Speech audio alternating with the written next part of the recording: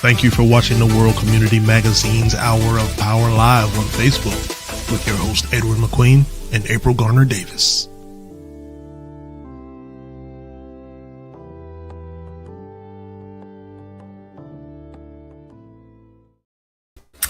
And good evening to all the people out there, and good evening to all my co-hosts, April Garner Davis. How are you doing, April?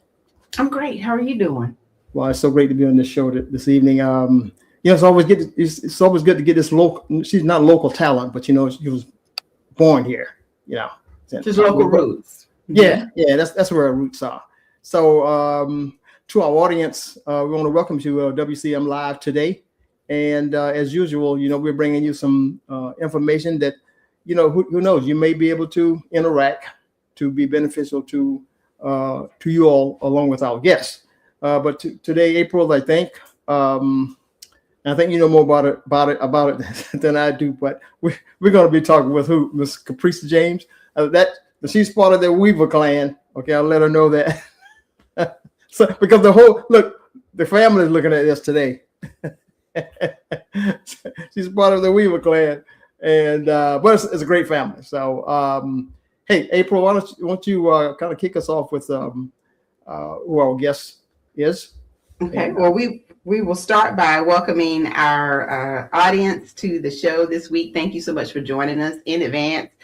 Thurman Brandon Hemingway, thank you so much for the belated birthday wishes. I appreciate it. And of course, we welcome you to interact with our guests. You can drop in your comments or questions if you have any for our very special guest tonight. And then also we will share those comments and questions on the screen. We're talking about youth empowerment for global change. And we have a young lady who I've had the pleasure of watching grow up. Now I'm sure I'm much older than Kaprece. I just don't know how much older. And so I remember, watching her grow up as a little girl. And it's amazing how, just like you said, that Weaver clan is something special because, all the young people in that particular family have gone on to do some amazing things. And Kaprece was the start of all of that. So I've been watching her over the years. She is doing work not only on what she may think is a local scale or may even, see as a local scale. She is doing some international work, true global work in the mentoring space. And Brother Edward, that's phenomenal for anyone, but it's even more special because she is from Horry County with very special connections to the Whittemore family. And when I say Whittemore family, I mean that entire Whittemore system that all of us are connected to. Right. I remember her great grandmother, Mrs. Stella. Listen, if you didn't know anything about how to be a little lady, a special lady, a young lady, or whatever, Mrs. Stella would pull you by the hand and she would whisper a little something in your ear to let you know. She was always very encouraging and empowering, and I remember her dearly. So I think it's wonderful that we actually have Kaprece today on her birthday. On the show, and then also April, we were just reminded of that by who? None other than her mama. Yes, her mama is watching. You know that. I saw her recently. I said, she's gonna be on the show. She said, no, I don't know, but please make sure I get it. So yes, she is here today. And so we thank her for being here, and I want to say this too. We thank her husband for allowing us to just carve off a little bit of time tonight to talk to her before they go celebrate her birthday. So I'm going to let Kaprece introduce herself, but we have none other than Kaprece James on the show with us tonight. Kaprece, how are you doing? I think there might be. We got her. She's en route. Hey, okay. all the way from Maryland. I mean, what do you expect? Yes. How are you? I'm doing fantastic. You can hear me now? Yes, we can hear you and see your beautiful face. Thank you so much for being with us this evening. And Kaprece is the founder and CEO of Stella's Girls. And so, Kaprece, why don't we start with, first of all, you telling us a little bit about yourself, heritage, background, all that good stuff. And then let's get into the mission and the vision behind your organization. Yeah, well, as mentioned, I am from Conway, South Carolina. Of course, I graduated class of 2001 at Conway High School. And so people always, when I come home, are like, "Are you from Conway?" I'm like, "Yes, I am." And so yes, I'm Whittemore, the rec center, all those things. And is really, what I believe is what started where I am now. So once I left Conway, I graduated with my bachelor's in political science at Savannah State University, and then got my master's in public administration with a focus on public policy and nonprofit management. And then I finished all my doctoral work. God gave me Stella's Girl, so I haven't defended yet, but I have finished all of the doctoral work, and that is in public policy, and making sure that I'm able to still have the advocacy space. People that knew me when I was younger, I wanted to be a civil rights attorney, but now I get to do something much, much greater on the front end and being able to advocate for laws and legislation before we have to defend those people on the back end.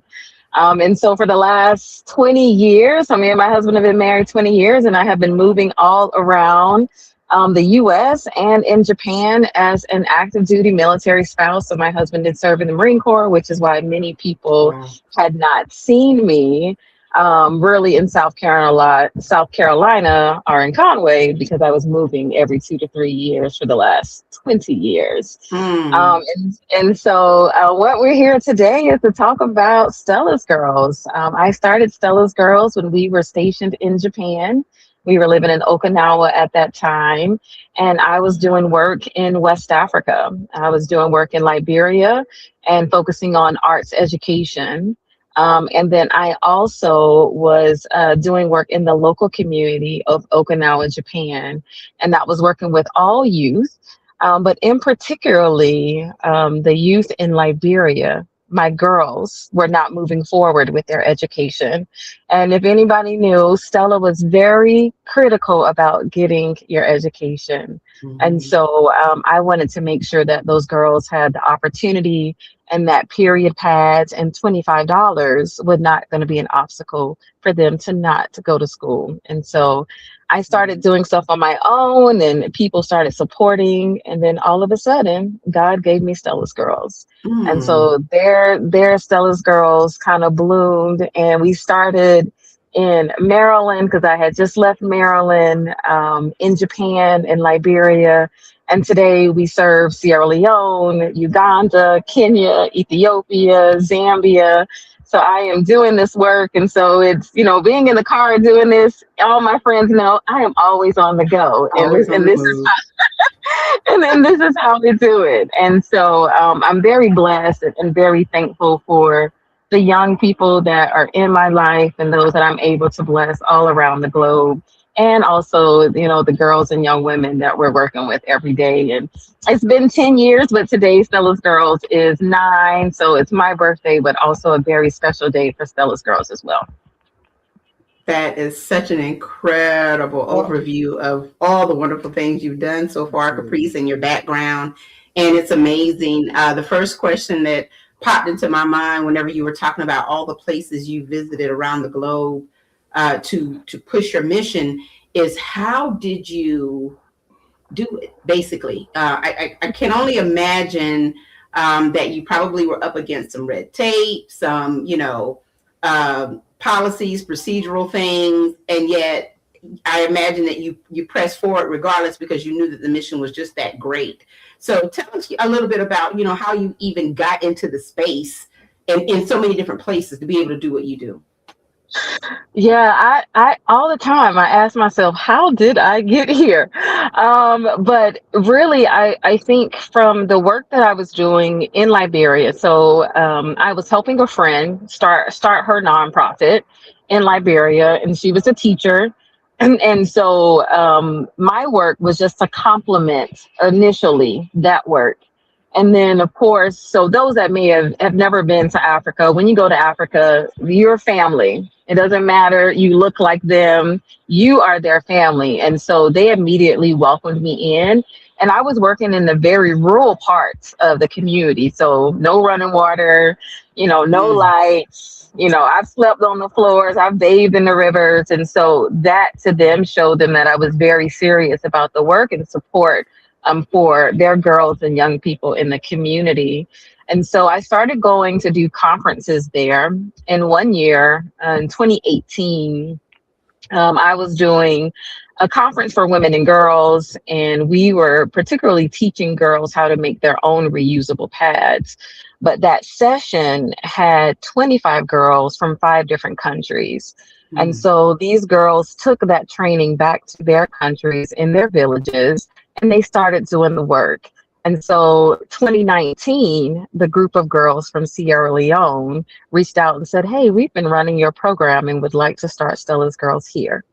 And that was the ripple effect of what started from the one African country to the 7 African countries. Young people just end up finding me through different groups on Google and would tell me what they wanted, what they needed. If they had a team together, that's where we would go. So we're very particular about the young people in their communities doing this work. We're a very grassroots approach, so not like a lot of your other international orgs that come in and bring their own staff. Typically Americans go in and we change everything and we change the culture. I'm very particular about making sure it is locally homegrown for them, that we just provide the resources. So that is really how I got started, is these young people are the ones that they need the resources. They have the means, they have the way, they have the passion and dedication, but they need the resources to get the work done. So it's them, all because of them. Well, that was empowering that they even, felt safe and actually confident enough to reach back to you to say, hey, we want to do this, where we are. And they actually believed in what it is that you were doing and saw the impact of it. So, that's, like you said, that's how the fire starts. And it's great that it was ignited by the young people who actually believed in your work. And so as you think about all of the things that you've done, like the culmination of the countries that you've been to, the outreach that you've seen, the impact, I know that there are some aspirations to possibly bring more of that stateside. So tell us a little bit about, what are your thoughts as far as bringing it into the United States and even to maybe impact some rural areas, come into Horry County. I know we were just talking about that pre-show, how there could always be possibility. Talk a little bit about that. Yeah, well, so when COVID happened, right before COVID, we got stationed to Maryland. So we moved to Charles County. Charles County is a very rural area in Maryland. It's the most southern part of Maryland. And so when COVID started, I had just quit my job. I was working for a military company or nonprofit, and I left that. And because it was my second pandemic, my first pandemic, I was on the ground doing work in Liberia with Ebola.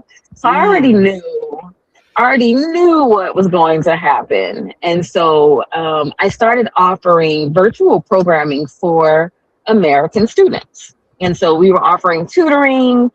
So I had probably tutors from all over the US that were tutoring students since they were going to school virtually. And from that, a group of students, girls, 7 girls, kind of fell into my space. And then they started this peer mentoring program. So I actually am the full-time vendor for mentoring services here in Southern Maryland. So I serve 3 counties in Southern Maryland, and then Western Maryland, I serve a county. And so what me and my staff of young people, they're all ages 18 to 24, we go into the schools and provide social emotional learning, STEM programming. We do cultural trips. I take our youth to advocate at the county. So we have county commissioners, the state in Annapolis. They go to the UN. I take our students abroad.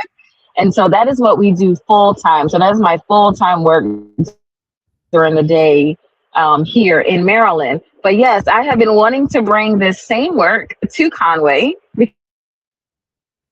And I know that our young people and youth can use it, especially when you can train these young people They can do amazing things. Every day I get to watch 18 to 24-year-olds deliver amazing content to empower their peers. And so that's what I would love to do, for Conway, and have that opportunity to do that. Yeah.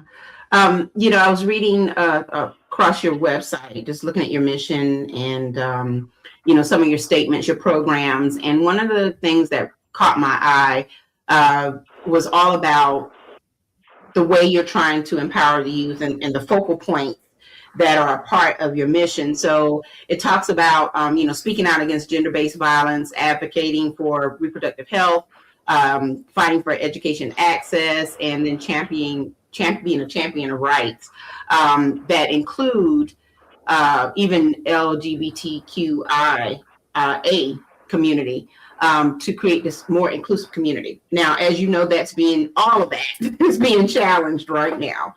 So as you kind of work through this amazing mission, what are some of the things you have thought about doing to make sure that you still have the mission intact and it's sustainable, even outside of all of the challenges that are being presented right now, especially since, you are working with an organization that is rooted in, grant support and all of that. It's just such a big thing. I happen to do some trauma-informed care work in the nonprofit area, and I know what kind of a roller coaster we're on right now. So talk a little bit about that, and how you're trying to maintain even through all of that. Ooh, you said a whole word right there, that trauma-informed care, because all of our youth, I mean, even their parents,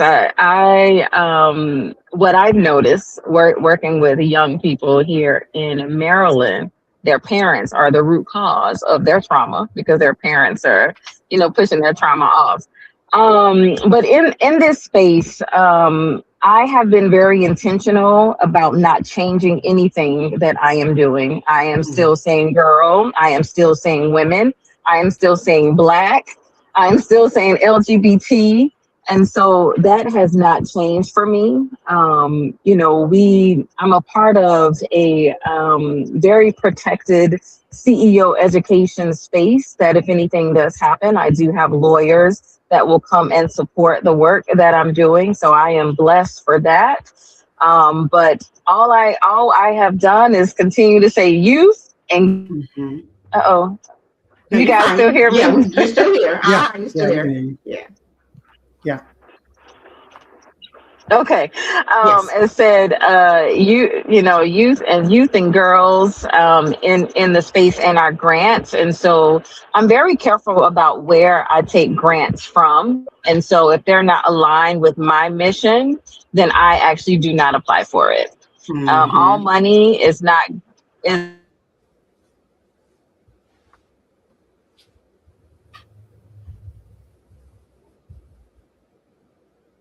We'll give her a moment. Yeah. They're traveling. They're probably in a little dead zone. Right. I don't know. But she's not driving. Yes. There she is. Okay, there we go. Yeah, I'm like, we sorry, we hit this dead spot. Look, I always tell people, real people problems is what we have to deal with. That's right. But yeah, what I was saying is all money is not good money. And so just because someone is giving out money doesn't mean that I'm going to apply for it. So they have to also align with my mission and my goals. And it's something that I will not change because the work that I do is sometimes life and death.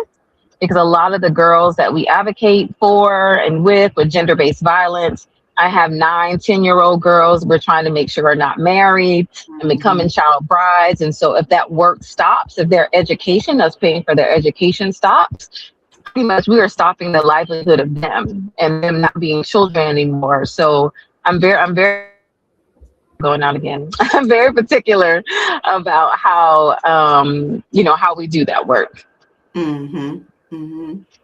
So you must have it seems like you're enjoying all of this. Even though it presents challenges sometimes, but it's also enjoyable, right? I'm sure. Because if your results are it's positive, yeah. And a place like Yeah, yeah. Charles County, Maryland. I didn't know. I thought by now it had gotten more metropolitan than anything else. It's been rural for a long time, but no, but I Yeah, thought that. well, that'd be more metro. Yeah, And where yeah, we are. So, anybody that knows anything about Maryland, most people know Prince George's County was known as the most affluent African American community. Charles County is now the most affluent African American community. However, those of us that are in the local community know that still 50% of our population is in poverty. So we have the of both sides. We still have parts of our community that don't have running water, and so that don't have broadband access just because of where they're located. And so our county is growing. There's no doubt about that. Our the city, I'm gonna call it a city, Waldorf is, the area, and then the town of La Plata.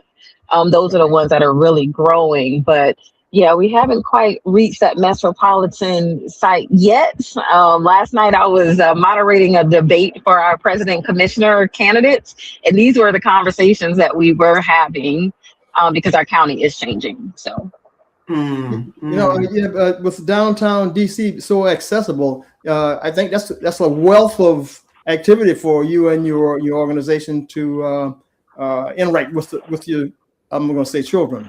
Okay. I'm sure you're taking advantage of it. We do, and interesting enough, I mean, because you know the area, transportation, however, is our most critical issue in Southern Maryland. Right. A lot of our families do not have access to transportation, so they have no cars, and we do not have a public transit system in Charles County. So a lot of the donations and things that come in for Stella's Girls, the grants that I write, often includes transportation. So I can take our youth to the museums. Yeah. I mean, several of my youth, they've been to the White House 3 times. They're like, why are we going back to the White House? And I'm like, do you know how many people have never been inside the White House? And some of you have been in here 3 times. I'm like, the opportunities I've afforded my youth, they're a little spoiled, and don't even realize it sometimes, because I'm always trying to make sure that they're exposed to as many things as possible. What's the number of students that you currently are dealing with, or? So we have a little over 600 youth here in Southern Maryland, because with us being in 3 counties, at one time we were in 15 schools, and then we still have our one-on-one programming. So in the course of a year, just for Maryland, we serve a little over 1,000 students. That is phenomenal. It really is. Really? You were talking about that. Can't wait to come to Conway. Look, hopefully Conway will welcome me with some fun, so I can bring Stella's Girls home. There you go. Yeah, we need to work on that. Right, Kaprece, you were talking about the access issue. I want to go back to that for just a moment, because you're right, that transportation piece is so critical, no matter where you are, and no matter what you're offering or what you're doing, and your ability to kind of, I guess, meld that into the grant narrative so that you can ensure that there is access to your program is actually good advice for anyone who is thinking about doing, any type of work in this space, because, even when it comes down to education and healthcare, if people don't have transportation access, they won't be able to take advantage of those things. So much, when you think about the fact that you're offering a mentoring program that might be affiliated with school systems, but not necessarily embedded in the school system, that's a really important piece. So I just want to commend you for even thinking about that type of a detail. That's really impressive. And so, you have programs that are rooted in educational support, community engagement, advocacy and awareness, and leadership development. all of the things that young people need, youth and young women. And so can you share with us, if you can recall one real quick, a success story, something that happened that you were like, yes, this is exactly what we were trying to do, or the result that we were looking for. Something that was like really it inspired you to keep going and moving forward with this work. Yeah. I actually, so of course it's Stella's Girls, but I do mentor some males. One of my male mentee, who's been with me since he was a junior in high school. He was a student that was during Black Lives Matter. He was putting all the rallies and protests together in our county. And so many people probably from home may not know, but I used to be the president for the state of Georgia for NAACP when I was in college. Wow. Okay. And so that advocacy and the background for me is very rooted in what I do and why advocacy is a big part of this.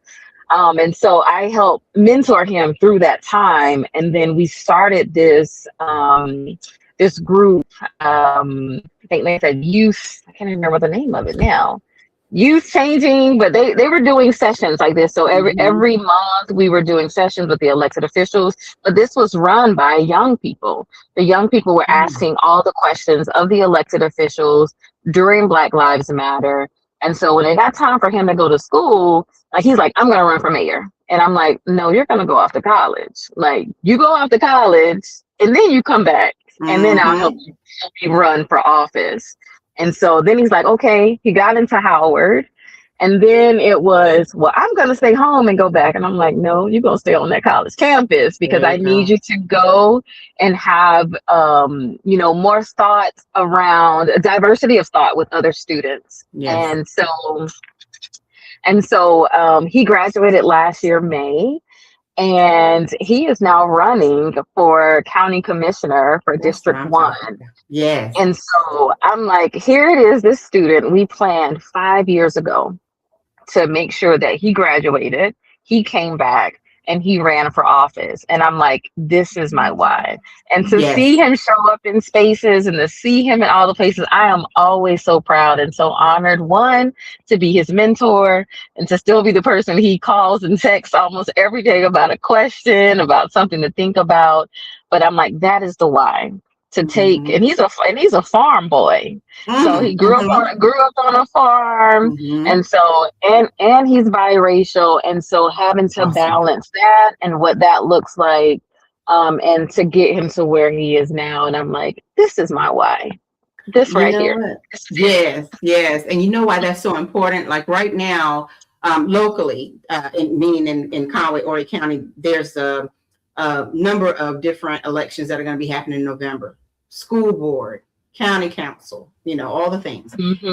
And, conversations kind of, across the bridge are linked to not having enough candidates, people who've been groomed for politics, people who maybe had an early interest and then someone decided, you know what, I'm going to make sure that this person, this, potential candidate, whoever, male, female, gets all that they need in order to really understand what they're getting into when they enter the political arena. And because that is now an issue or a problem, we're seeing that there are districts that probably won't be represented equitably.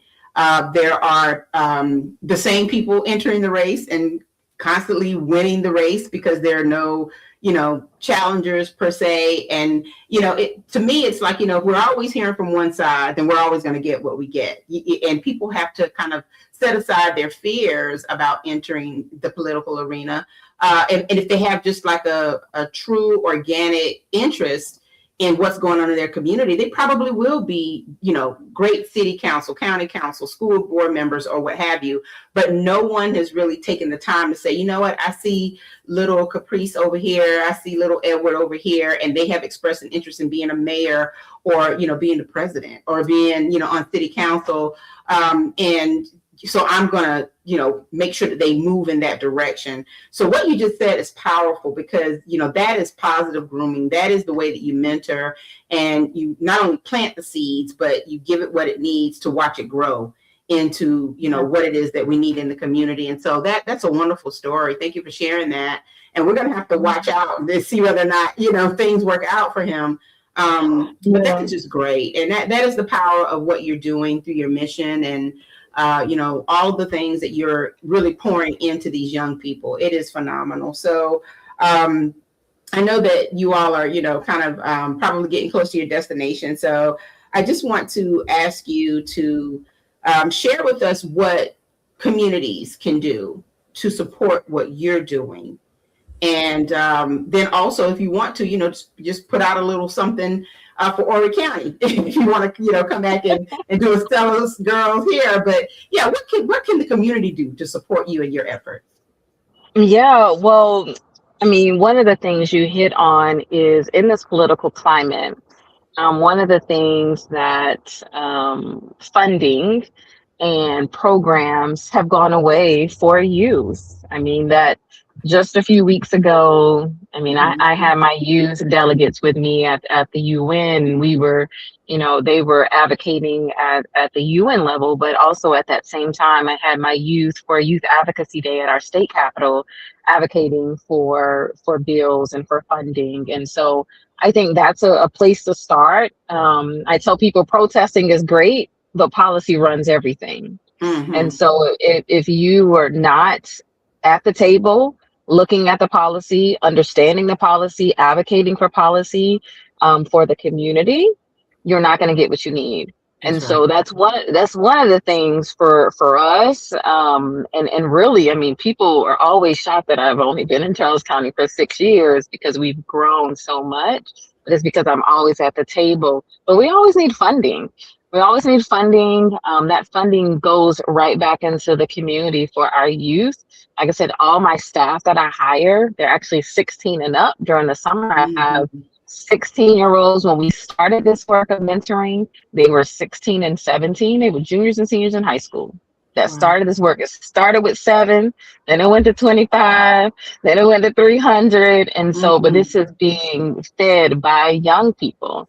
And I pay them. They get paid minimum wage, that they get benefits. And so that is where all the money goes. And so we've been lucky because we are contracted with the counties that we serve. So that's why I say, like, we are the full-time mentoring program, because we have been contracted with either the health department or our local management boards to do this work, to make sure that youth are taken care of, which is why I would love to bring it to Horry County. And, it needs to come to Conway. So many of my classmates, just from the class of 2001, talk about there is not enough things for youth. And that used to be the same thing here. Like, this town, it's bigger than Conway, but Conway is growing too. And it's like, but if you're not investing in your youth, I tell people, I'm investing in your human capital. Yes, right. I am developing your next employees. And if I can't provide them to be sustainable, to have healthy minds, you're going to have a hard time as an employer. And so if you're not investing in your youth, then you're not preparing yourself for the future. And so, I would love to bring this back home of where it started. And if there are any opportunities for funding, even to do a pilot, to see the work, I would be more than willing. With all of my programs being all over the place, I'm not always there. I come, but I train an amazing team. And so long as there are people that are willing to do the work, I can train the people. I can train them, and we can keep them motivated, and we can keep it going. And that is how the movement for mentoring really starts. And so it is critical. And I'm always thankful. I tell people it's full circle for me, because Miss Margie McIver, Miss Lenore Sadler, those were my mentors. And I look back and I'm like, Reverend Adamson's, and I'm like, man, this is full circle for me, because they did that for me, and me not even knowing that I would be the one following behind them to do it. So that is how we were able to thrive and grow in Conway. And so there has to be the torch. Somebody's got to pick it up to continue that work. And so that is something that I would love to do if the opportunity presents itself. Mhm. Those three names that you named, they're probably waiting on you right now to come. They And have we fully called. They support. have called and asked. They have. Yeah. Fully support. They have called and asked, and I'm like, man, I need to find the people. If I can find the Mhm. people, we can bring it there. Yeah. Mhm. Yeah. Well, So, I tell you, we got AI now, so that could come into play somewhere. You know what I mean? It does. Look, I teach my young people. So we have, like I said, we do STEM programming, but I teach my young people how to use AI in a smart way and not correct. using it to be a crutch, but how to use Correct. it smartly. So Well, we do Mhm. need it. and actually, I'm talking about you for your organization also. I mean, if there's Yes. can be found a way where you can use AI, and you may not have to be so remote all the time. Hmm. You Yeah. know, and it's just create a convenient way of breaking ground in Horry County, and Yeah, not having we transportation could. as an issue. Yeah, I mean, we really could. I mean, I've done virtual programming. I mean, we still do it. I don't prefer it for this young generation. They Mhm. really need that in-person social time. Like Correct. they are struggling with social anxiety. And Mhm. so, my team knows. I'm like, I'll do virtual, but I don't prefer it for them because they're not going to grow and thrive the way they need to if they're not in person and able to speak. However, Right. we could do something. We could pilot something virtual just to see if there's an appetite for it Yeah. and if youth are interested and grow it out that way. So that definitely is something we could talk about further. Caprice, I think that's an interesting insight because I think that, well, I believe that when people see our young people walking around with this, that they believe that they can do just about anything because they have this little mini computer in their hands, not knowing that most of the time this computer it's like a safety blanket. Hmm. It's that thing that actually they use for socializing. However, they use it as like a safety mechanism for themselves and as a kind of like a, I'm not comfortable connecting with a human. I'd rather connect with this. And so to your point, the hands-on piece and the in-person piece is really, really important for young people these days. And, hopefully there's a creative way to kind of, package it all together, or like you said, to make it work in the form of a launch or a pilot or whatever. But the bottom line is you have what it takes to make it happen, regardless of what it is. And God has certainly blessed you with the insight and the gifts that you need to make this mission sustainable. So I'm sure that if Miss Marjorie isn't watching tonight, she's going to watch. She'll probably reach out again. And I'm not even going to try to emulate her voice tonight, but I'm sure you can already hear her in your head. Reverend Adamson is still doing things. Miss Lenore, I'm sure, is still doing things. And that's very powerful, too, because they are still doing the work, even though they have worked for so many years in the mentoring space as well. They really are trying to pour that into others to kind of take the baton and run with it. So we just thank you for being here with us tonight on your birthday. Happy birthday to you. And we certainly hope that you continue this wonderful work and that you find a way to bring it to Horry County. And WCM Live is always there for you if you need anything. Brother Edward also has the magazine. So if you ever want to, drop us an article or something, I'm sure he'd be more than willing to publish it. So that the community, the local community, and even those Whittemore, I guess, arms and legs that are out there everywhere can see it. But we certainly do count it a blessing to have you here with us tonight. So thank you so much for your time. Really do appreciate it. Brother Edward, do you have anything to say before we Well, cut on the night, Caprice? What's for that? What are you all going to be ordering? What are you eating at what restaurant? I have no idea. He is surprising me, so I have I no love idea. it. Oh, That's that's right. a surprise. Okay. Yeah.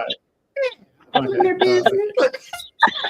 Look, April, it is totally okay. I tell people, I'm like, well, this year will be our 20th anniversary. Aw, So yeah, I'm like, we're like the open book. We're also like the young OGs in I this. love So that. I love it. And I'm glad he's still surprising you. That's to keep it spicy. There you go. There you go. Well, thank you so much for being with us, and we wish you all the best. And again, please reach out to us anytime, and we'll certainly be reaching back to you. So continue blessings to you, Kaprece. Thank you all so much. All right. Thank you so much. So, Brother Eric, we're gonna let Kaprece go and enjoy her birthday. She's amazing. She is absolutely amazing. Absolutely. Yeah. Look, I'm getting anxiety, and I'm serious. I think she'll be great in Conway. I think she'll do great things in Conway. Oh yeah, she can play. Yeah, oh absolutely. I mean, that goes without saying. Kaprece is world traveled. She's done international, global programs.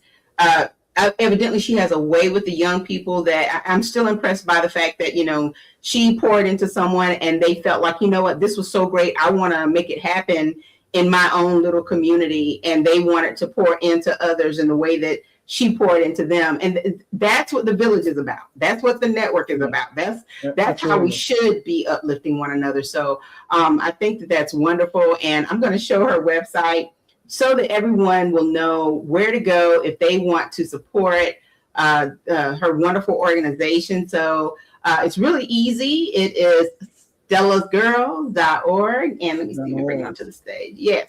And so, you're in the right place if you see this, empowering youth to become champions of change. That is wonderful. You can find out more about Kaprece, the leadership and the mission and the vision, but also what they do. And, this is one of the things that I love to point out whenever we're talking to organizations. Look, donate. She talked about the funding, and funding isn't always through federal grants and things like that. The community can support private foundations, private donors, that money adds up. So please donate if you can. You can be in touch with them should you want more information. And this is just wonderful. All the great things that she's doing and the focal points within these various areas. We really need more programs like this. And so it's great that she's introduced this to the world, and hopefully, it'll come back home soon. This is great. That's a great website. I like that. It is wonderful, wonderful, wonderful. Yeah. And so, and again, the website, if you all are interested in finding out more, is stellasgirls.org. So we really appreciate it. And thank you, Mama Valerie, for watching. Betty was sharing it on social media. Like, that's my girl, she was making sure that everybody knows about it. So all of you weavers who are looking about it in New York and New Jersey and all those places. You know what your great granddaughter in some cases, or your granddaughter and cousin and niece and all the things. Yeah, what she's all about. I mean, she's you can look at great potential there. Mm-hmm. So the weavers, you all should be very proud that someone like that is on the scene, and try and encourage her to come to Conway anyway. She's going to come in, and I'm sure sprinkle her magic all over the place. I don't know if she's going to stay, but I'm sure she's going to come and sprinkle her magic. That's going to be wonderful. Brother Eric, you have the March issue of the magazine. It is on the website, and so you can actually access the full issue if you just click on this image on the website. And of course, the website is wcmagazine.net. Also, you'll be able to find this particular broadcast for the next week. We always tap into wcmagazine.net as your source for viewing this particular broadcast. It is linked to our YouTube page, so make sure you check that out. And I want to make an announcement, Brother Edward. My godson, Aiden Wilkes, who is the grandson of the late great Skeet Jones and the late great Pete Wilkes. Right. He's a new author. Wow. He has written a book at 9 years old. Wow. The Journey of Number 9.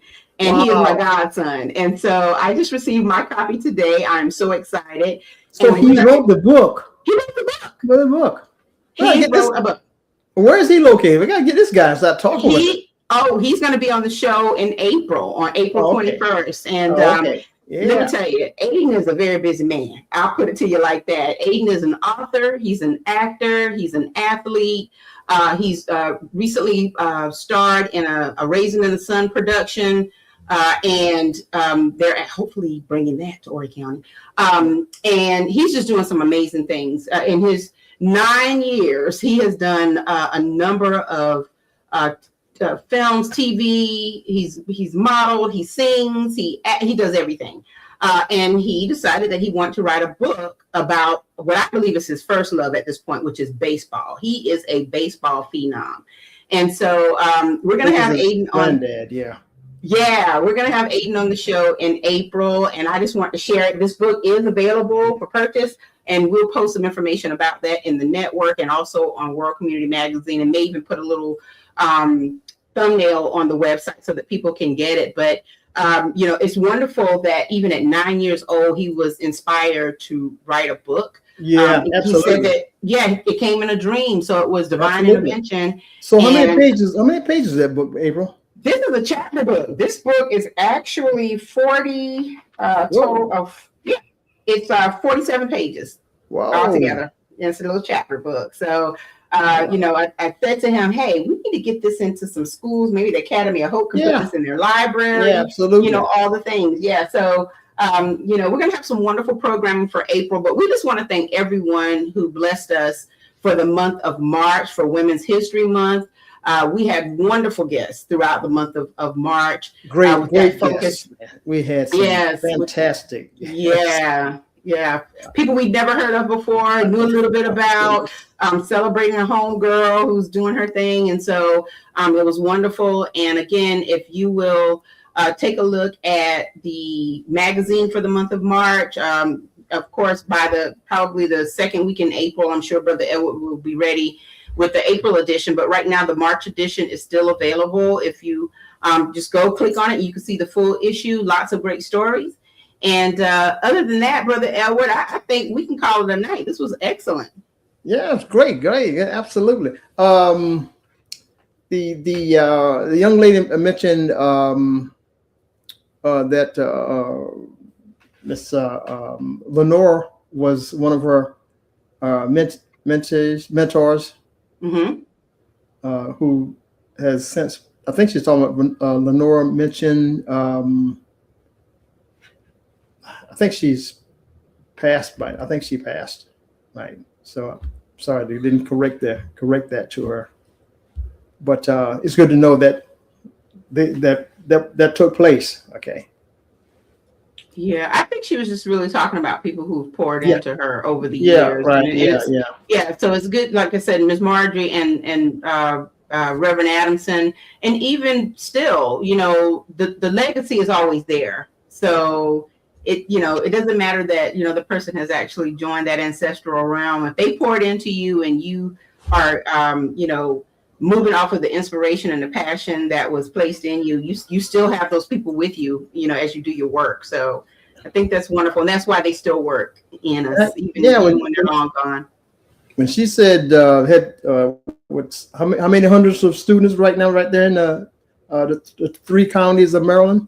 About 600, right? Something like that. I thought she said 1,000, something like that. Yeah. Mm-hmm. Wow.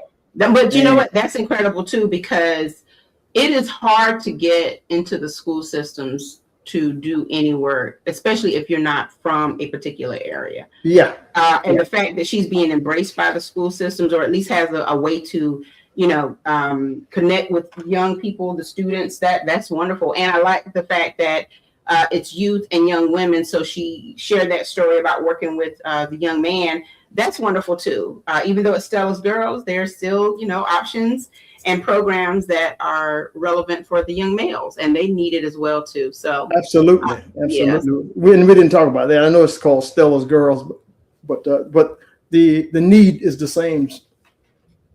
Mm-hmm. Yeah, so we thank everyone for being with us tonight, and please make sure that you share the broadcast across your social media pages, or you can go to our YouTube page and share the YouTube link. And a lot of people find that easier, especially if they're not on social media. They can go to our website and simply click on the image You'll see the promo that we push out every single week, and just click on it and watch this broadcast. So thank you all for being with us. We really do appreciate it. And more great programming coming in the month of April. Just stay tuned. All right. So Kaprece said, if you checked out the comments. I did. Oh, okay, good. Okay. Yeah, I did. Yeah. That's So, good. yeah. So everyone have a good night. Thank you so much. Godspeed. All right. Thank you for watching the World Community Magazine's Hour of Power Live on Facebook.